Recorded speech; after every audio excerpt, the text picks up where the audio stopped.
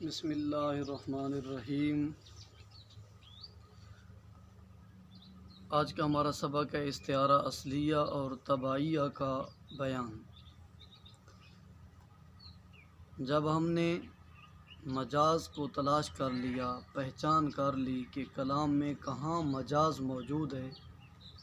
تو وہاں ہم نے حقیقت و مجاز کی پہچان کے بعد ہم نے علاقہ کو پہچانا، مشابہت کیا ہے، غیر مشابہت کیا ہے،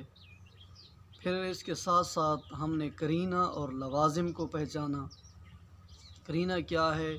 جو حقیقی معنی مراد لینے سے روکتا ہے۔ تو تصریحہ میں ہم قرینہ کا لفظ استعمال کرتے ہیں، جبکہ استعارہ مکنیہ میں جہاں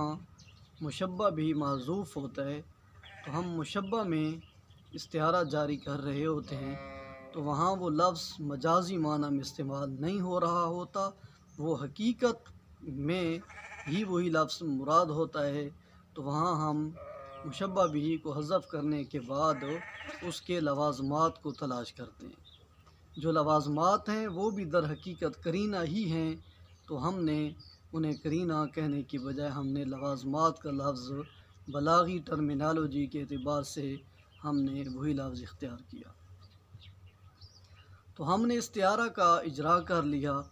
تو آئیے اب ہم اس استعارہ کو جاری کرنے کے بعد اس کا اگلا ہمارا سٹیپ ہے کہ وہ جس لفظ میں ہم استعارہ جاری کر رہے ہیں وہ جامد و مشتق کے اعتبار سے کیا ہے۔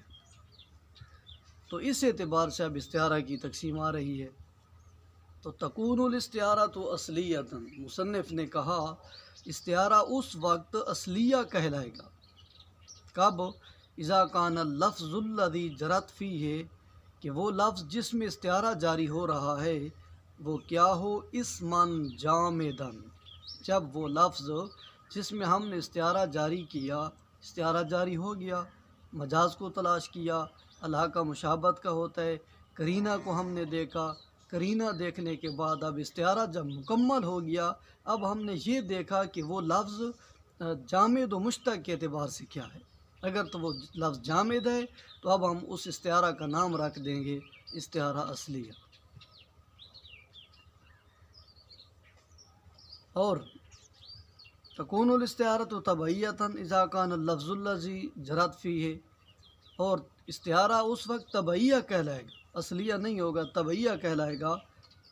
الذی جرت فیہ، کہ جس لفظ میں استعارہ جاری ہو رہا ہے مشتقاً و فعلاً، کہ وہ یا تو مشتق کا صیغہ ہو یا فعل ہو، یعنی مشتق کیوں؟ کیونکہ بعض صرفیوں کے نزدیک فعل بھی مشتق ہے مصدر سے، تو ہاں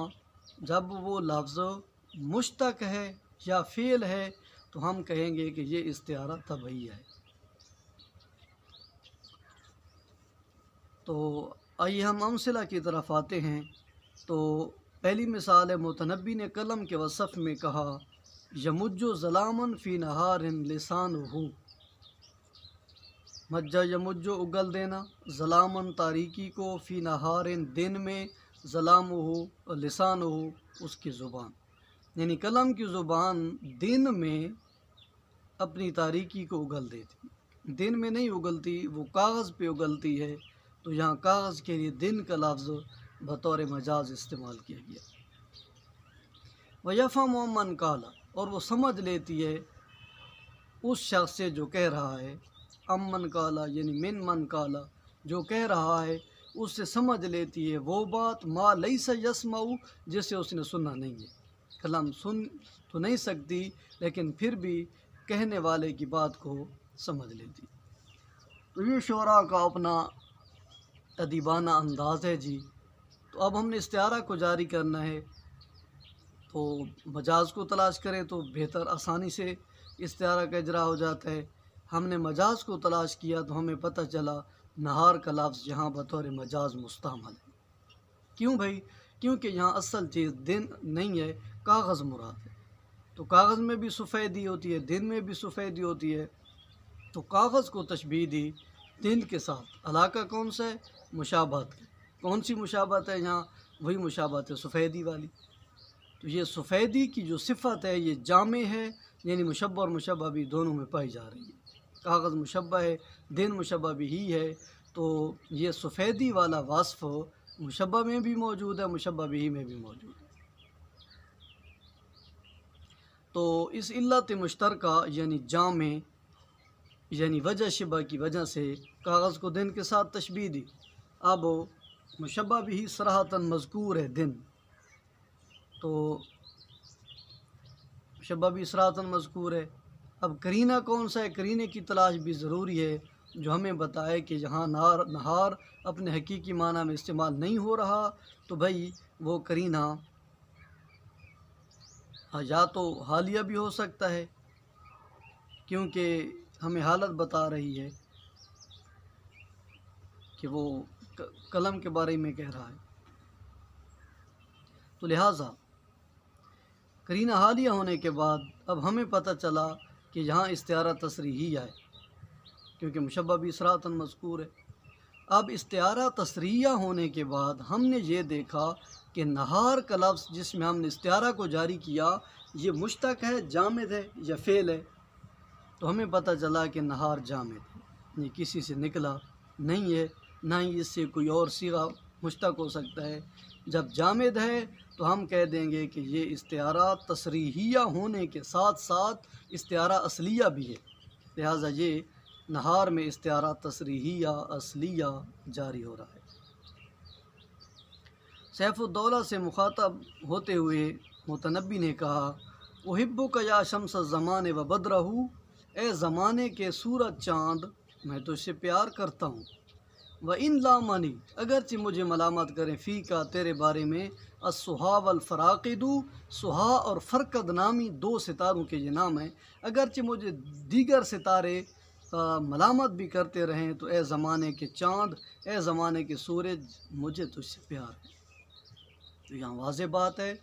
وہ اپنے سیف الدولہ کو سورج بھی کہہ رہا ہے، چاند بھی کہہ رہا ہے، تو اصل کون ہے؟ وہ سیف الدولہ ہے، جو اصل ہے وہ حقیقت ہے، اسے ہم نے مشبہ کہنا ہے، تو وہ مشبہ، اور شمس الزمان و بدرہ یہ مشبہ بھی ہے۔ تو مشبہ بھی چونکہ صراحتاً مذکور ہے، علاقہ کیا ہے؟ مجاز میں استعارہ میں علاقہ مشابہت کا ہی ہوتا ہے، تو ویسے بھی یہاں وہ مشابہت ہی ہے کہ وہ اپنے ممدوح کو، محبوب کو اس قدر خوبصورت گردانتا ہے کہ وہ اسے ماہ تاباں کے ساتھ تشبیہ دے رہا ہے۔ تو اس خوبصورتی کے وصف جامع کی وجہ سے ممدوح کو شمس یا بدر سے تشبیہ دی، مشبہ بھی صراحتاً مذکور ہے، تو یہ استعارہ تصریحی ہے۔ اور کرینہ وہی حالیہ ہے، کیونکہ وہ اپنے ممدوح بتا رہا ہے شاعر کہ میں اپنے سیف الدولہ کی تعریف کر رہا ہوں، تو یہ کرینہ حالیہ ہونے کی وجہ سے ہمیں پتہ چل گیا کہ یہ استعارہ تصریحی ہے، مشبہ بھی صراحتاً مذکور ہے، تصریحی ہے، اور شمس کا لفظ یا بدر کا لفظ یہ جامد ہیں، لہذا یہاں بھی استعارہ تصریحیہ اصلی ہے۔ ماری نے ایک مرثیہ میں کہا، فتن عاشقۃ البابلیۃ حقبۃ ولم یشفیہا منہ برشف ولا لسمی، فتن وہ ایسا نوجوان ہے، عاشقت ہو جس پہ عاشق ہو گئی، البابلیۃ بابل والی شراب، بابل والی اس پہ عاشق ہو گئی، حقبتاً ایک عرصہ دراز تک عاشق رہی، ولم یشفیہا لیکن اس نے اسے شفا نہ دی، برشفن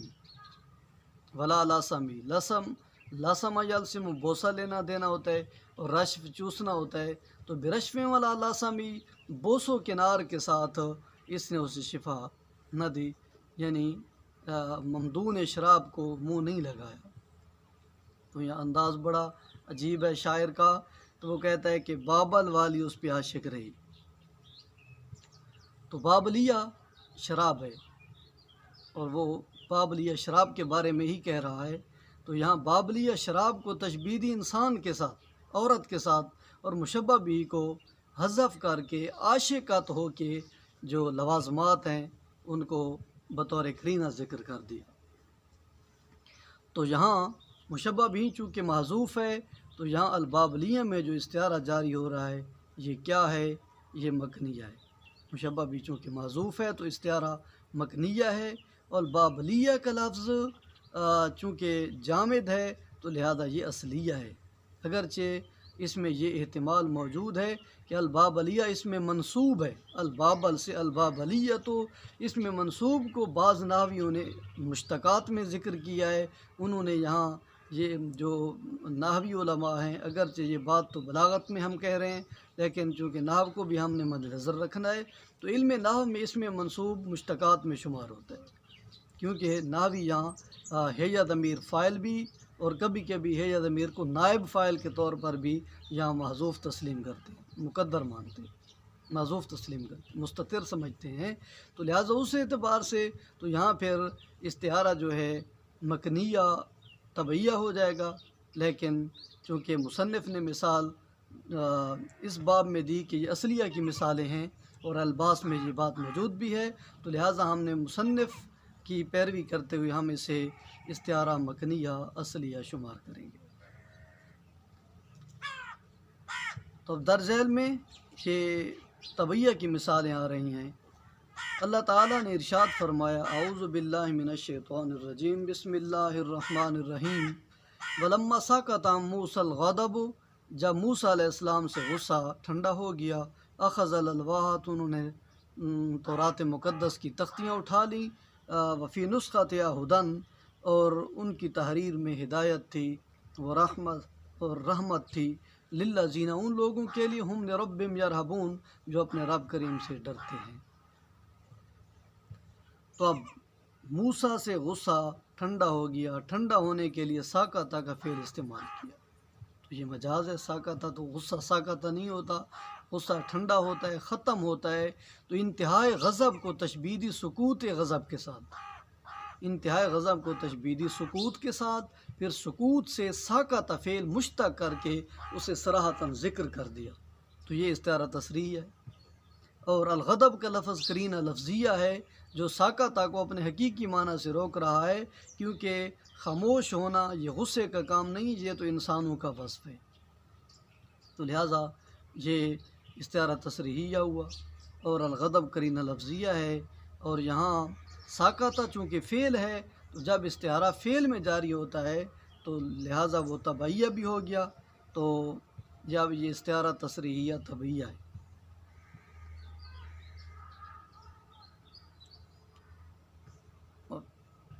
تو یہاں اگر ہم الغضب میں استعارہ جاری کرنا چاہیں، لیکن یہ شرط یہ ہے کہ ایک ہی وقت میں ہم ایک استعارہ جاری کر سکتے ہیں، کیونکہ آگے قاعدے کے اگلے حصے میں ہے کہ کل طبعیۃ قرینۃ مکنیۃ، ہر طبعیہ کے قرینے میں مکنیہ جاری ہوتا ہے، ہر طبعیہ کے قرینے میں،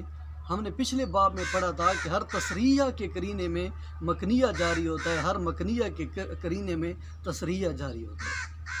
تو یہاں مصنف نے تصریحہ کا لفظ استعمال کیا، حالانکہ تصریحہ سے پہلے استعارہ مکمل ہو چکا ہوتا ہے طبعیہ سے پہلے، تو یہاں طبعیہ کی بجائے تصریحہ کہنا زیادہ موزوں تھا، یہ اس فقیر کی رائے ہے، کیونکہ طبعیہ کا یا اصلیہ کا اعتبار ہم بعد میں کرتے ہیں، استعارہ پہلے کمپلیٹ ہو چکا ہوتا ہے، مکمل ہو چکا ہوتا ہے، تو لہٰذا وہاں ہم نے فیصلہ کر لیا ہوتا ہے کہ یہ قرینہ کون سا ہے، استعارہ کون سا ہے، تو اس استعارہ کو مکمل ہونے کے بعد ہم ایک دوسرے کی جگہ پہ استعارہ کا اجرا کرتے رہتے ہیں، کبھی حقیقت میں کبھی مجاز میں، تو لہٰذا تصریحہ کے قرینہ میں مکنیہ جاری ہوتا ہے، اور مکنیہ کے لوازم میں یا قرینہ میں تصریحہ جاری ہوتا ہے۔ تو یہ کہا کل طبعیۃ قرینۃ و مکنیۃ، ہر طبعیہ کے قرینہ میں مکنیہ جاری ہوتا ہے۔ وَإِذَا أُجْرِيَتِ الِاسْتِعَارَةُ فِي وَاحِدَةٍ مِّنْهُمَا، لیکن ان دونوں میں سے جب ایک استعارہ آپ جاری کر دیں گے، یاد رہے امتنع اجراءہما فی الاخری، تو اجراء و فی الاخری، اب اس دوسری جگہ پر استعارہ کا اجراء ممتنع ہوتا ہے، ایک ہی وقت میں آپ ایک استعارہ جاری کریں گے، یعنی یا استعارہ حقیقت میں جاری کریں گے تو اس کے لوازمات کو چھوڑ دیں گے، انہیں لوازم آپ نے شمار کرنا ہے۔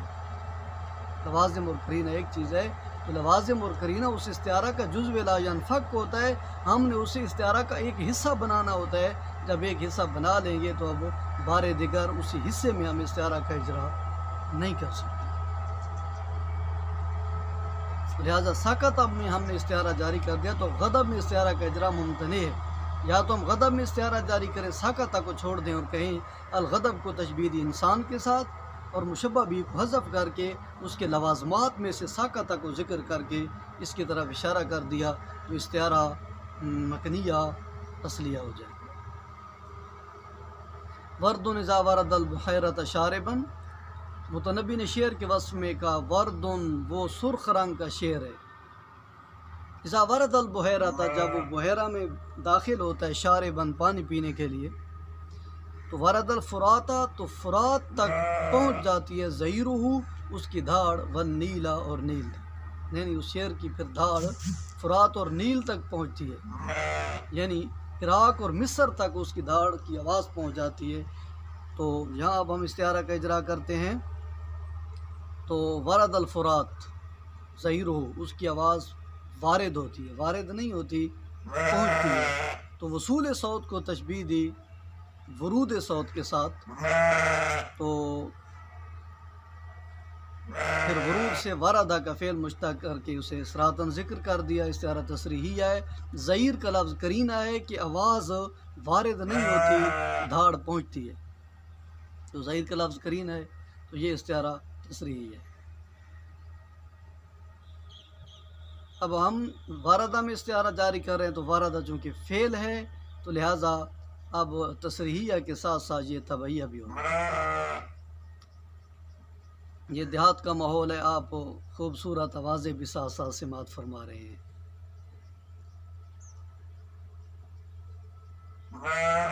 بکریاں پالنا، بھیڑیں پالنا تو سنت نبوی ہے نا جی، ہر نبی نے بکریاں چرائی ہیں، سبحان اللہ۔ آئیں جی ہم اپنے سبق کی طرف آتے ہیں۔ نموذج ہے ادن الدہر بنا بھی لیتما حل بنا بھی، ادنا ہمیں دانتوں سے کاٹا، الدار زمانے نے، بے نابی ناب دانتوں کو کہتے ہیں با ساتھ، زمانے نے ہمیں اپنے دانتوں کے ساتھ کاٹا، ولیتما حل اور کاش جو اترا حل نازل ہوا، بے نا ہم پر، بے ہی وہ ہوتا اسی زمانے پر، یعنی لیتما حل بنا، یہ با جارہ نازمیر مجرور ہے، لیتما حل بنا جو ہم پہ نازل ہوا، نازل بہی حاصل بہی ثابت بہی، کاش یہ اسی زمانے پہ اترتا تو زمانے کو پتہ چل جاتا کہ یہ تکلیفیں کس قدر مشکل ہوتی۔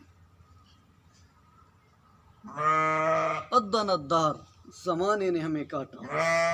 زمانے کو تشبیہ دی انسان کے ساتھ، مشبہ بھی کو حذف کر کے اس کے لوازمات میں سے عدہ کو ذکر کر کے اشارہ کر دیا، تو لہٰذا یہ استعارہ مکنیہ ہوا، اور دہر کا لفظ کرینہ لفظیہ اسے اپنے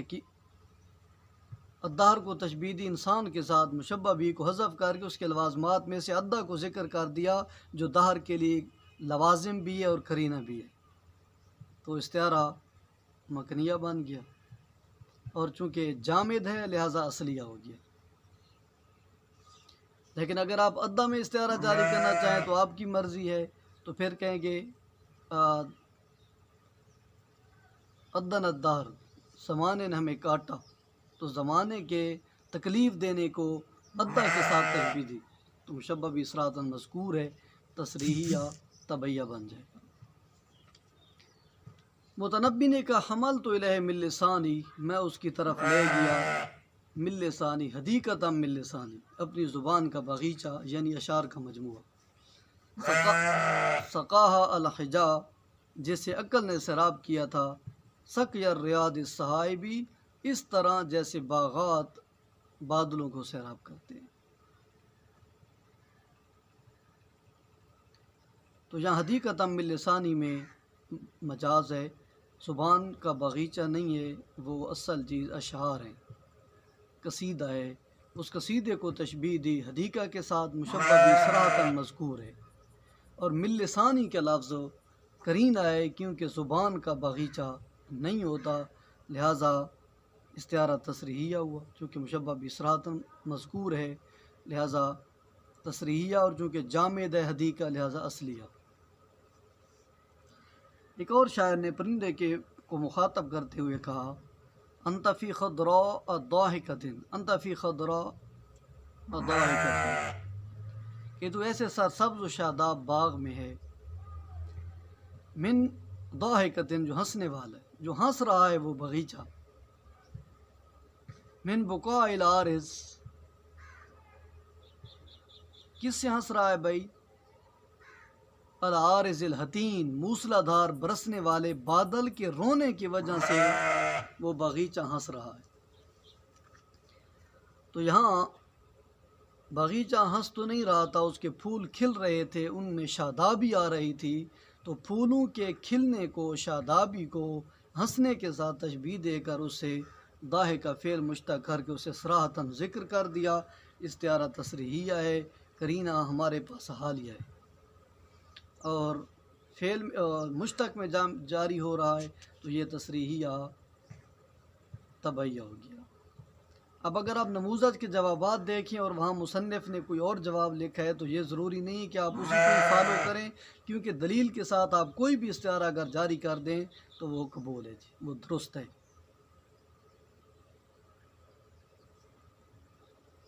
مشق نمبر 1، سری رفع نے اپنے شعر کی تعریف کرتے ہوئے کہا، یہاں ہم نے استعارہ اصلیہ اور طبیعہ کو بیان کرنا ہے کہ ذاما صافہ الاسماء یومن، کہ جب وہ کبھی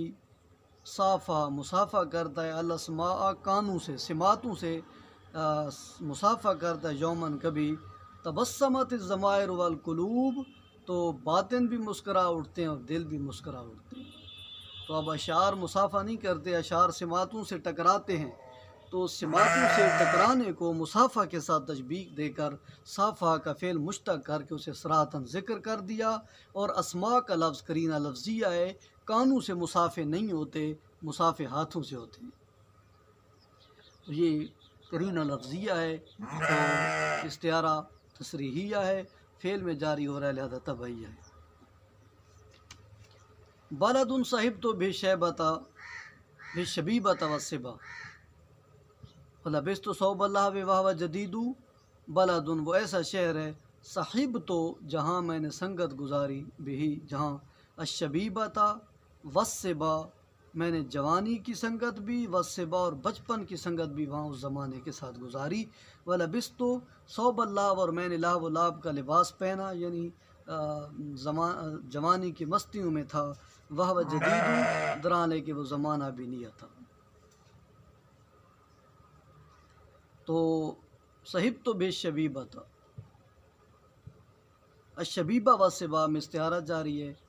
الشبیبہ والصبا کو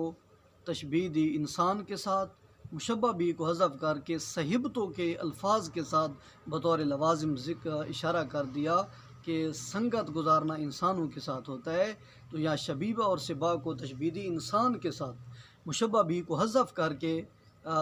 صحبتوں اس کے لوازمات ذکر کر دیے بطور قرینہ، تو یہ استعارہ ہوا مکنیہ، اور شبیبہ چونکہ جامد ہے اور صبا لہذا مکنیہ اصلیہ۔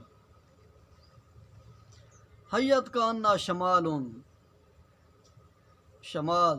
شمال کی طرف سے آنے والی ہوا کو کہتے ہیں، جس طرح جنوب کی طرف سے آنے والی ہوا کو جنوب کہہ دیتے ہیں۔ حیت کا انا شمال، شمال سے آنے والی باد صبا ہماری طرف سے تجھے سلام کہے۔ طاف طائفها، وہ باد صبا کہ جس کے جھونکے گزرے، بجنت ایسے باغ سے، نفحت روحن و ریحانہ کہ جو باغ مہک اٹھا تھا راحت و خوشبو سے۔ حبت سہیرن، اب ہوا گزری نا تو حبت سہیرن، تو یہ ہوا، حبہ ہوا کا چلنا ہوتا ہے، حبت یہ ہوا چلی، سہیرن سحری کے وقت، فناجل غصن و صاحبہ، تو ایک ٹہنی اپنی ساتھ والی سہیلی سے سرگوشی کرنے لگی۔ اب جب سرگوشی ہوتی ہے سرن بیہا، رازداری کے ساتھ، ناجا کا یہ نئے مفعول مطلق ہے، وہ سرگوشی کرنے لگی۔ اب سرگوشی کرنے والوں کے ساتھ کوئی سننے والے ہوں تو عجیب منظر بن جاتا ہے، تو شاعر نے اسی کی منظر کشی کی کہ باد صبا آئی، ٹہنیاں ایک دوسرے سے ملنے لگیں اور پرندے چہچہانے لگے، تو پرندوں کی چہکار کے لیے شاعر نے کہا تدا الطیر اعلانا، پرندوں نے وہاں اعلان شروع کر دیا۔ کیا وہ دیکھو یہ سرگوشی کر رہے ہیں۔ تو شاعر نے ایک بڑا عجیب ہی منظر پیش کیا۔ تو ہم استعارہ کا اجرا کرتے ہیں۔ تو یہاں 2-3 جگہوں پہ استعارہ جاری ہو رہا ہے۔ شمال میں استعارہ ہے کہ باد صبا تجھے سلام کہے، اس کا مطلب ہے شمال کو تشبیہ انسان کے ساتھ، مشبہ بھی کو حذف کر کے حیت کو بطور قرینہ ذکر کر دیا، تو لہٰذا یہ استعارہ مکنیہ ہے، مشبہ بھی حذف ہے، مکنیہ اور جامد لہٰذا اصلی ہے۔ اور اسی طرح الغصن میں بھی ہے کہ غصن نے سرگوشی کی، الغصن کو تشبیہ انسان کے ساتھ مشبہ بھی کو حذف کر کے ناجا کے ساتھ اس کی طرف اشارہ کر دیا، یہ بھی اسی طرح استعارہ مکنی اصلی ہے۔ آئیں جی، بہترین ایک لشکر کے متعلق کہا وَإِذَا السِّلَاحُ أَضَاءَ فِيهِ، جب اسلحوں نے اضاء فیہ، اسلحہ نے جب ہتھیار چمکے، وَإِذَا السِّلَاحُ أَضَاءَ فِيهِ، جب اس لشکر میں اضاء چمکے، اسلحہ لشکر میں ہتھیار چمکے، تو رأى العدا برًا، تو دشمنوں نے دیکھا برًا ایک خشکی، تعلقا جس میں چمکا، بحر و حدید لوہے کا ایک سمندر چمک رہا تھا۔ تو یہاں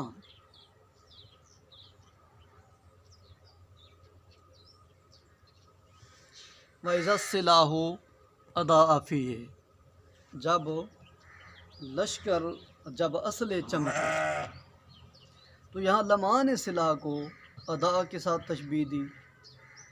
اور اضاءت سے اضاء فعل مشتق کر کے اسے صراطاً ذکر کر دیا، لہذا استعارہ تصریحیہ ہے۔ اضاء چونکہ فعل ہے تو یہ تبعیہ ہے۔ وَأَدْهَمَ يَسْتَمِدُّ اللَّيْلُ مِنْهُ، ابن نباتہ نے سفید پیشانی والے بچھیرے کے متعلق کہا ادہم، وہ اتنا کالا ہے کہ یستمد اللیل منہ، رات اسے مدد طلب کرتی ہے، وَتَطْلُعُ بَيْنَ عَيْنَيْهِ، اور اس بچھیرے کی آنکھوں کے درمیان الثُّرَیّا، ستاروں کا ایک جھمگٹا موجود ہے۔ اب اس کی آنکھوں کے درمیان ثریا تو نہیں تھا، سفیدی تھی، سفیدی کو تشبیہ دی ثریا کے ساتھ، اور مشبہ بھی صراحتاً مذکور ہے، اور بین عینیہ کا لفظ کرینہ ہے، کیونکہ آنکھوں کے درمیان کبھی ستارے نہیں ہوتے، تو یہ کرینہ لفظیہ ہے جس کو حقیقی معنی مراد لینے سے روک رہا ہے۔ تو استعارہ تصریحیہ ہے، ثریا جامد ہے، تو لہذا یہ اصلی ہے۔ آئیں جی آگے دیکھتے ہیں۔ یا کوکبن ما اکثر عمرہ، تہامی نے اپنے بیٹے کے مرثیے میں کہا یا کوکبن، اے میرے ستارے، ما کان اکثر عمرہ، جس کی عمر کتنی چھوٹی تھی، اقصر، یہ اکثر کشش والا نہیں ہے، یہ موٹا ہے، اقصر ہے، یعنی اے میرے ستارے جس کی عمر کتنی چھوٹی تھی۔ وَكَذَلِكَ عُمْرُ كَوَاكِبِ الْأَسْحَارِ، اور پھر اپنے آپ کو تسلی دیتے ہوئے کہتا ہے کیا ہو گیا کہ سحری کے ستاروں کی عمر تو اسی طرح ہی ہوا کرتی ہے۔ تو کوکبن میں استعارہ کا اجرا ہے، کیونکہ وہ ستارہ نہیں تھا، اس کا بیٹا تھا، اپنے بیٹے کو کوکب کے ساتھ تشبیہ دی، مشبہ بھی صراحتاً مذکور ہے، اور کرینہ حالیہ ہے، اور چونکہ جامد ہے تو لہذا استعارہ تصریحیہ اصلیہ۔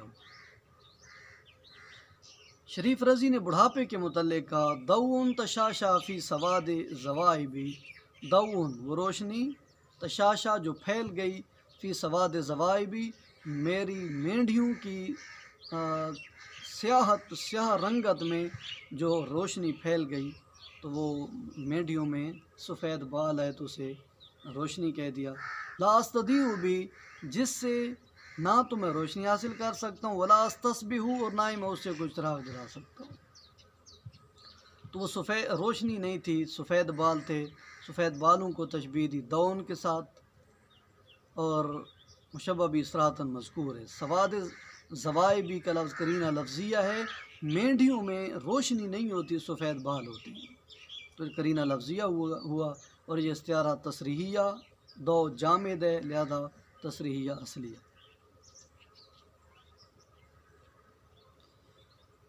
بیت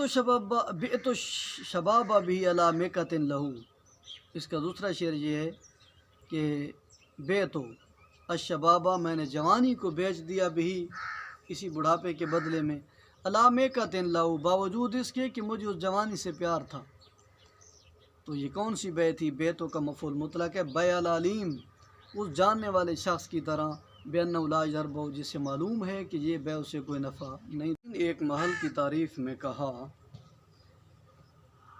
ملأت جوانبہ الفضاء وعانقت شرفاتہ قطعت صحائب الممطری، کہ اس محل کے اطراف نے ملأت بھر دیا الفضاء، فضا کو،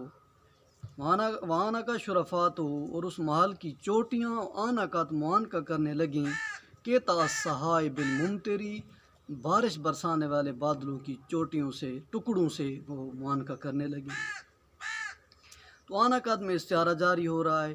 وہ چوٹیاں معانقہ تو نہیں کر رہی تھیں، گلے نہیں مل رہی تھیں، ان کا ٹکرانے کو تشبیہ دی معانقے کے ساتھ، اس سے آنقت کا فعل مشتق کر کے صراحتاً ذکر کر دیا، استعارہ تصریحیہ ہے۔ تو چونکہ آنقت جو ہے یہ فعل ہے تو لہٰذا تصریحیہ تبعیہ ہے، اور قرینہ شرفات کا لفظ لفظی ہے، کیونکہ چوٹیاں معانقہ نہیں کرتی بھائی، لہذا تصریحیہ تبعیہ۔ ایک باغ کے وصف میں شاعر نے کہا یضاحک الضحیٰ طوراً و طوراً علیہ الغیث ینسجم انسجاما، کہ یضاحک الضحیٰ، وہ ایسا باغ ہے، یضاحک ہنس رہا ہوتا ہے، ہاں اس کے ساتھ الضحیٰ چاش کا وقت، کبھی کبھی چاشت اس کے ساتھ مسکرا رہی ہوتی ہے، طوراً و طوراً، کبھی کبھی، گاہے گاہے، الغیث ینسجم انسجاما، اور کبھی کبھی اس پہ موسلا دھار بارش ینسجم برس رہی ہوتی ہے۔ تو یہاں الضحیٰ میں استعارہ جاری ہو رہا ہے،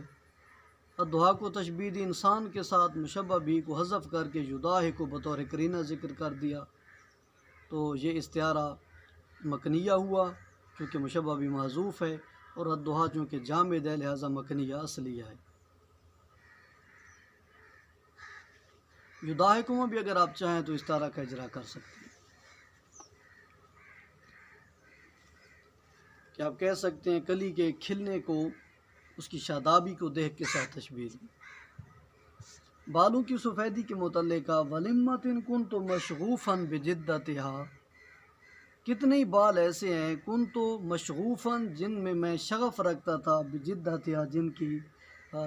جدت میں، تر و تازگی پر، جن کی تر و تازگی پر میں فریفتہ تھا، لیکن کیا کروں، فما افا الشیب لی عنہا ولا صفہا، لیکن بڑھاپے نے، شیب نے معاف نہ کیا ان بالوں کو، لی میری خاطر، ولا صفہا، اور نہ ہی درگزر کیا۔ الشیب میں استعارہ جاری ہو ہے، الشیب کو تشبیہ دی انسان کے ساتھ، مشبہ بھی کو حذف کر کے افا کا لفظ بطور قرینہ ذکر کر دیا بطور لوازم کے، لہذا استعارہ مکنیہ، اور شیب جامد لہذا اصلیہ۔ اگر آپ چاہیں تو افا میں بھی استعارہ تصریحہ جاری کر سکتے ہیں۔ ابن تعویذی نے باغ کے وصف میں کہا وَأَطَافُ الْغُصُونِ لَهَا نَشَاطٌ، اطاف الغصون ہے اطراف الغصون، ٹہنیوں کے اطراف میں نشاط پھرتی ہے، وانفاس النسیم بیا فطور، اور باد نسیم کے سانسوں میں فطور زوری ہے، تو اس کے ٹہنیوں میں پھرتی ہے، پھرتی تو انسان میں ہوتی ہے، لہٰذا ہم کہیں گے کہ غصون کو تشبیہ دی انسان کے ساتھ، مشبہ بھی کو حذف کر کے نشاط کا لفظ بطور لوازم ذکر کر دیا، لہذا استعارہ مکنیہ، اور غصون جامد لہذا اصلیہ۔ مہیار نے کہا ما لسار اللہ فی لیل الصبا ضل فی فجر براسی ودہا، ما لساری، کیا ہو گیا چلنے والے کو، اللہ لاہ و لاب کی راہ پہ چلنے والے مسافر کو کیا ہو گیا، فی لیل الصبا، بچپن کی رات میں، جو بچپن کے وقت راتوں کو بھی لاہ و لاب کی خاطر آوارہ گردی کے لیے نکل جایا کرتا تھا، تو اسے کیا ہو گیا، ضل فجر براسی، جو میرے سر کی فجر میں گم ہوا، ودہا، اور اسے چاشت ہو گئی، یا دل و دا دونوں کا ایک ہی معنی ہے کہ وہ گم ہوا اور پھر فنا ہی ہو گیا وہاں۔ تو جہاں دلہ میں استعارہ جاری ہو رہا ہے، لاہ و لاب کے زمانہ کو ختم ہونے کو دلال و طریق کے ساتھ تشبیہ دی، پھر اسے دلہ فعل مشتق کر کے استعارہ جاری کر دیا تصریح طبعیہ۔ آنے والے استعارات طبعیہ کو اصلیہ آپ نے بنانا ہے، طبعیہ کو اصلیہ بنانا ہے۔ اس کا مطلب ہے کہ وہ جہاں مثالوں میں طبعیہ جاری ہو رہے ہیں، طبعیہ وہاں ہوتا ہے جہاں فعل ہوتا ہے، تو گویا ان جملوں میں جہاں فعل آ رہا ہے آپ نے ان جملوں میں فعل کو ہٹا کر مصدر لگا دینا ہے، اسم بنا دینا ہے، تو وہ طبعیہ خود بخود اصلیہ بن جائے۔ ان امطرت عینا یا سہن، اگر میری آنکھیں برس گئیں سہن موسلا دھار، فان بوارقن، یہ وزن شعری کی خاطر منتہی الجموع کو تنوین دے دی، غیر منصرف کو، اگر میری آنکھیں آنسوؤں کا موسلا دھار می برسا رہی ہیں، طوفان یہ بوارقن ان بجلیوں کی وجہ سے ہے، کہ مفرقی تلمعو، جو میری مانگوں میں چمک اٹھی ہے، مفرق یہ مانگ ہوتی ہے سر میں، تو یہ میری مانگوں میں چمکنے والی بجلیوں کی وجہ سے یہ آنکھوں کی بارش ہے۔ آنکھوں میں بارش نہیں تھی، آنکھوں سے آنسوں کی جھڑی برسی، وجہ کیا تھی کہ سر میں بڑھاپا آ گیا تھا۔ تو اب ہم نے استعارہ جاری نہیں کرنا، ہم نے اسے تبدیل کرنا ہے۔ تو ان نازل المطر من عینی سخن فإن ذلک ناشئ عن لمعان البوارق بمفرقی، ان التباعد لا يضر اذا تقاربت القلوب، سنیں جی آوازیں کاؤں کی بھی، کوے بھی کہیں کہیں کرتے آپ کو سنائی دے رہے ہیں، یہ ہمارے دیہات کا ایک اچھا ماحول ہے۔ ان التباعد لا يضر، بے شک دوری کچھ نقصان نہیں دیتی، اذا تقاربت القلوب، جب دل قریب ہوں تو مسافتیں کوئی نقصان نہیں دیتی۔ لا ضرر من التباعد مع قرب القلوب، باقیتن یضحک فیہا برقہا، باقیتن بادل کے متعلق ابن معتز نے کہا کہ وہ بادل رو رہا ہے، باقیتن یضحک فیہا برقہا، لیکن اس بادل کے اندر اس کی بجلی ہنس رہی ہے، چمک رہی ہے نا۔ موصولۃ بالارض، وہ بادل زمین سے ملا ہوا ہے، مرخات الطنب، اور اس کی تنابیں ڈھیلی ہیں۔ تو یہاں ما احسن بکاء الصحاب و ضحک برقہا، مندرجہ ذیل استعارات اصلیہ کو طبعیہ بنا۔ شر الناس من یرضی بہدم دینہ لبناء دنیا، معنی واضح ہے، برے آدمی وہ ہیں جو اپنے دین کو گرانے پہ راضی ہو گئے دنیا کی خاطر۔